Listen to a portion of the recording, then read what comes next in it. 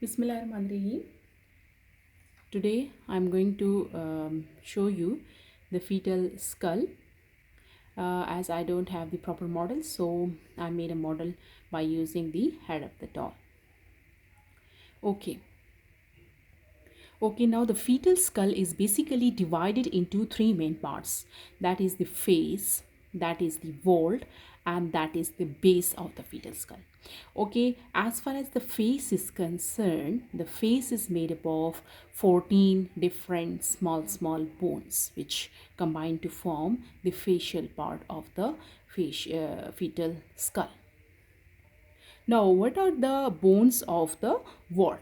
They are basically different bones which are in pair except the occipital bone, and which form the basic structure of the vault of the fetal skull. So on the front we have frontal bone. You can see from the brown color which I have made, okay, the frontal bone.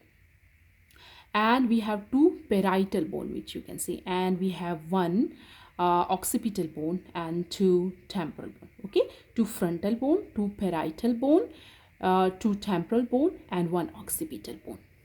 Now, between the two different bones, we have certain immobile structures which are called the sutures. Okay, so between the two frontal bone, we have a suture which is called the frontal suture. You can see from here.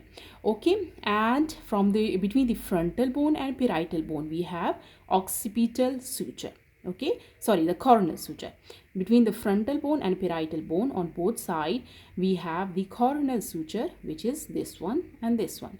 And between two parietal bone, we have longitudinal suture, which is called the sagittal suture. Okay, and between the parietal and the occipital bone, we have lambdite suture. Okay, and also between the parietal and temporal bone, we have a squamous suture. Now, the points where the different sutures meet, they form specific structures which are called fontanelle. So like we have anterior fontanelle, we have posterior fontanelle. Okay, this is called the anterior fontanelle. The anterior fontanelle is on the anterior side. It is also called bragma. Okay, you can see that there are different sutures which meet here: coronal sutures from the side, sagittal suture from the back, and frontal suture from the front.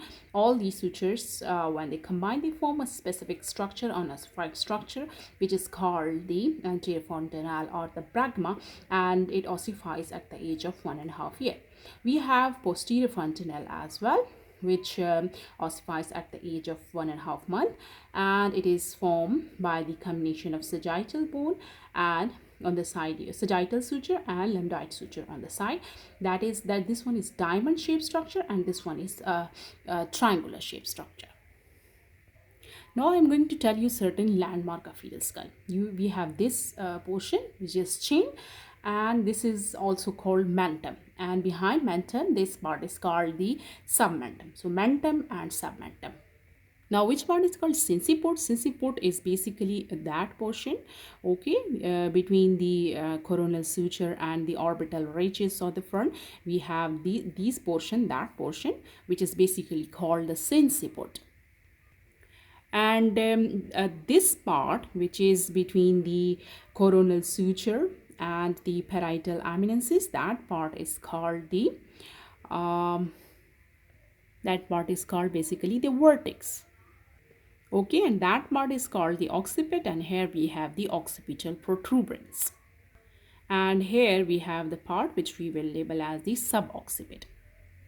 Now we are going to study certain important diameters which are very important during labor, like this one, which the diameter which crosses the coronal suture, that is called the bitemporal diameter.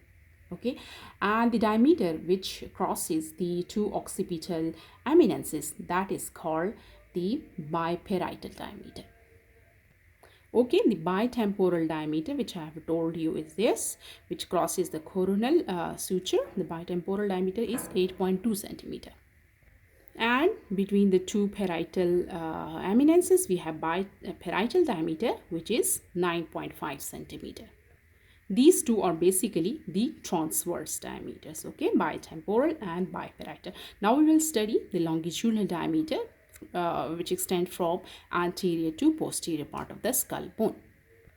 One is from the suboccipit to brachma, that is called suboccipitobregmatic diameter. Okay, that is one of the anterior posterior diameter, suboccipitobregmatic. Okay, transverse diameter we had bitemporal, biparietal, and among the anterior posterior diameter, one is suboccipitobregmatic diameter, and that is 9.5 centimeter. Another diameter is suboccipitofrontal, okay, and that is 10 centimeter. Suboccipitobregmatic 9.5 centimeter, suboccipitofrontal that is 10 centimeter. Another diameter is from occipital protuberance to the glabellum, that is called the occipitofrontal diameter. It is 11.5 centimeter. So these were three anterior posterior diameter from the back side. Now coming to the front side, we will learn few diameter. As we said, this is the mentum, this is submentum. Okay, and from submentum to the brachma, we have a diameter called the submentobregmatic, and that is about 9.5 centimeter. Now from the submentum to the highest point is submentovertical, that is about 11.5 centimeter. Okay, we studied submentobregmatic, submentovertical.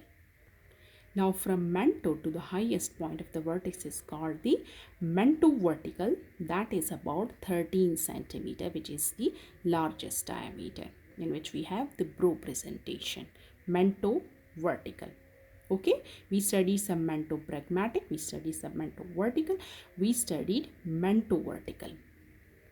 So that is that are some important features of the fetal skull bone, which I have drawn on my self-made model. You can also take a doll and make important points and learn the different diameters, because these will be of very help for you in studying the mechanism of the labor of different types. Okay, so in the next video we will try to discuss the labor mechanisms of the labor in different situations. Okay, thank you so much for your patience.